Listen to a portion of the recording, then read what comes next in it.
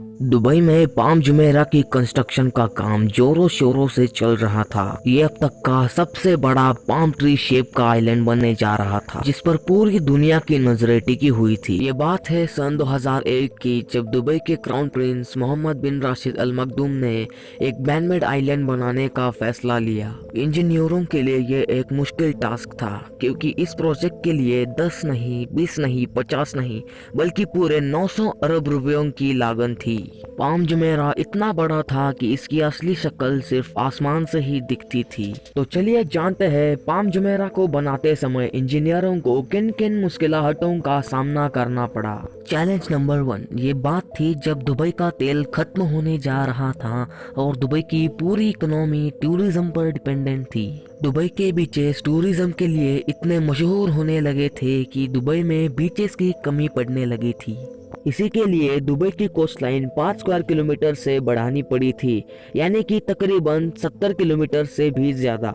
इस manmade island palm Jumeirah को बनाने का प्रोजेक्ट सुल्तान मोहम्मद बिन सुलैयम को दिया था। सुल्तान मोहम्मद बिन सुलैयम ने शेख को एक सर्कुलर शेप्ड आइलैंड का डिजाइन दिखाया, पर शेख ने वो डिजाइन फौरन रिजेक्ट कर दिया।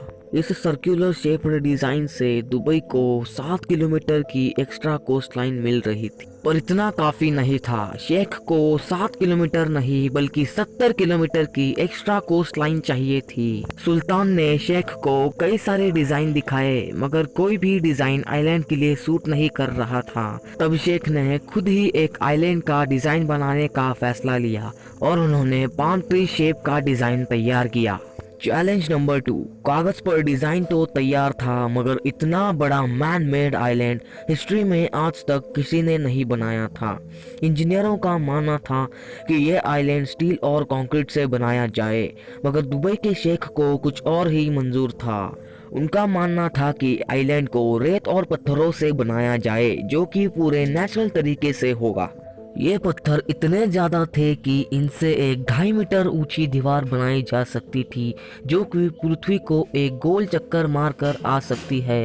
इतने ज्यादा पत्थर कहां से लाएंगे, यह एक बहुत बड़ा प्रॉब्लम था। इन पत्थरों को दुबई में स्थित बड़े बड़े पहाड़ों को फोड़कर निकाला गया था। इन पत्थरों को क्रेन और लिफ्टर की सहायता से समुद्र के बॉटम में रचा गया, पर प्रॉब्लम अभी खत्म नहीं हुई थी, क्योंकि समुद्र की तेज लहरें इन्हें पल भर में ढेर कर सकती थी। तो इन लहरों से आइलैंड को कैसे बचाया जाए, यह एक बहुत बड़ा प्रॉब्लम था। इस प्रॉब्लम को सुलझाने के लिए इंजीनियरों ने आइलैंड के भीतर एक ब्रेक वाटर बनाया, जो कि आइलैंड को लहरों से बचाएगा।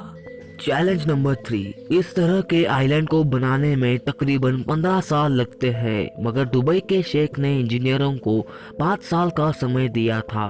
उसमें से 2.5 साल आइलैंड को बनाने के और 2.5 साल लग्जरी होटल्स, पूल्स और बड़ी बड़ी इमारतें बनाने के।